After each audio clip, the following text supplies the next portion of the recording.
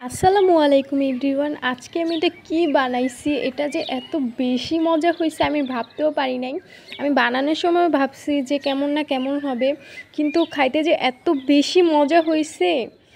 তো চলেন, আমি ভাবলাম আপনাদের সাথেও রেসিপিটা শেয়ার করি, যেহেতু অনেক বেশি মজা হয়েছে। চাপ বানানোর জন্য কিন্তু প্রথমে এখানে পেঁয়াজ আর 2টা মরিচ নিয়ে নিয়েছি। আমি কিন্তু একটা পেঁয়াজ দিয়েছি, আপনারা বেশি কম দিতে পারেন। তারপর কিন্তু আমি পাটার মধ্যে বেটে নিব।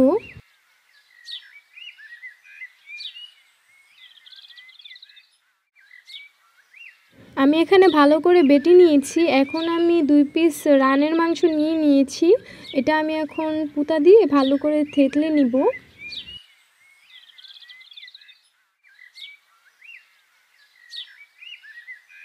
তারপর আমি পেঁয়াজ আর মরিচটা যে বেটে রেখেছিলাম ওইটা আমি এখন ভালো করে মিক্স করে নিব। এখানে পেঁয়াজটা আপনারা নাও দিতে পারেন, কিন্তু দিলে অনেক বেশি ভালো লাগে।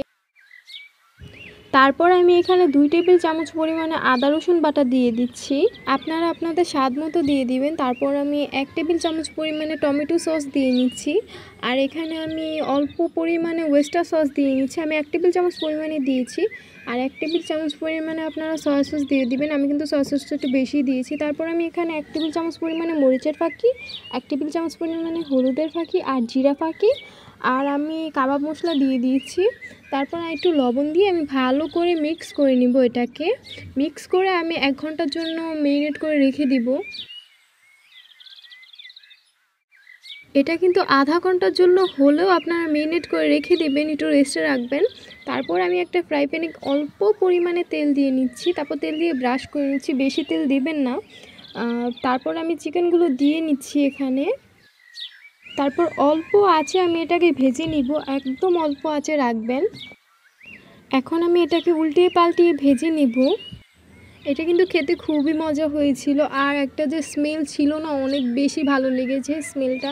আমি কিন্তু এমনিতেই ছোট মানুষ, তাই জন্য আমি এটা উল্টাতেও পারছিলাম না। আমি ছোট মানুষ হলে কি হয়েছে, আমার কিন্তু রান্না করতে খুবই ভালো লাগে। এর মধ্যে আপনারা কিন্তু কোনো পরিমাণে তেল দিবেন না। দেখতেই পাচ্ছেন কতটা সুন্দর হয়েছে। এটা খেতে যে এত পরিমাণে জুসি হয়েছিল, অনেক বেশি মজা হয়েছিল। এই তো রেডি হয়ে গিয়েছে। এই চিকেন চাপটা বানাতে কিন্তু একদম বেশি সময় লাগে না। আপনারা কিন্তু এটা ট্রাই করতে পারেন, এটা অনেক বেশি মজা লাগে।